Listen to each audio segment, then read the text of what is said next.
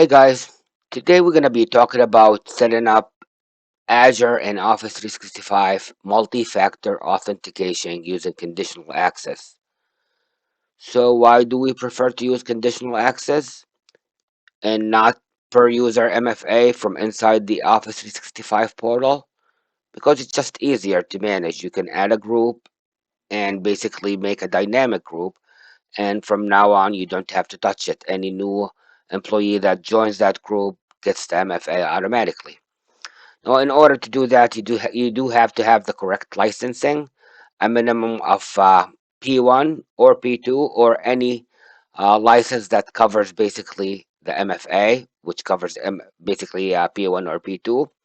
So, in order to do that, if you want to verify if you have the correct licensing, you go to Azure Active Directory and you go to licenses, all products, and I do see that I have P2, but if you have something else, you can click on it, go to service plan details, and as you can see, this license covers P1 and P2. All I need is P1 to do the MFA with conditional access, so I'm good. All right, so let's get to it and see how can we set it up with conditional access. From inside Azure Active Directory, you can go to Security, and you'll find conditional access here. So the first thing is we want to create a new policy, and let's call it MFA enforced, for example. You can call it anything you want. Now, regarding users, make sure when you're testing the environment, do not say all users, because if something went wrong, you're going to lock yourself out as an admin, and then it's a hassle to go back. So make sure you try with a pilot group at the beginning.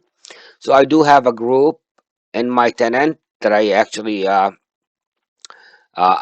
created for this to try, and I called it MFA. This group contains one user that we're going to test on.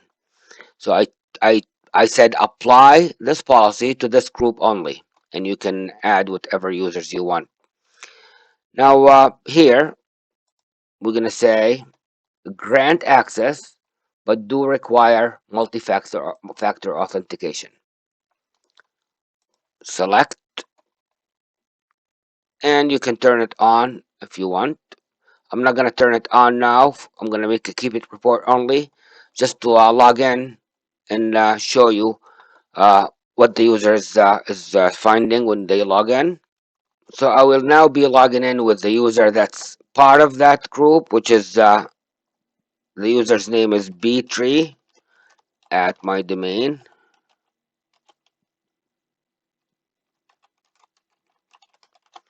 And as you can see, the user is able to actually log into Azure. This applies to Office 365 as well. So I'm going to sign out here, and we go back to my policy. So going back to my policy, we need to target what apps are going to be MFA'd. So if I come here, you can choose all cloud apps, which what we usually cover. This would protect all cloud apps. However, some companies would require to basically exclude something. You can exclude it here, or you can specify a specific app. Let's say you only want Exchange Online, so you would type Exchange, and you would pick this one, or only Office 365. Now, in my case, I'm just going to say all cloud apps, and I'm going to say save.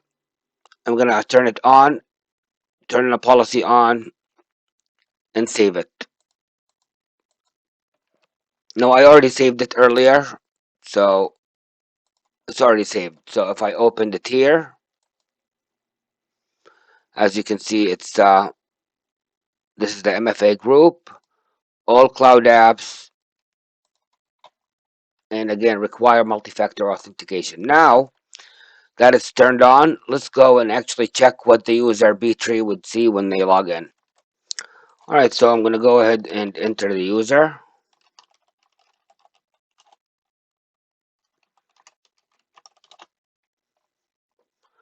And as you can see now, we are required basically to set up MFA. If I say next,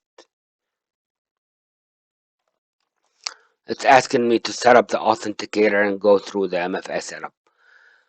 So that's basically how you set it up. And usually companies, you would send emails to end users telling them to set up the MFA beforehand and what they're going to go through.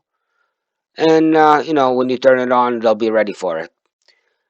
Well, if you like this video, please like it and don't forget to subscribe for more content. Thank you for watching and see you in the next video.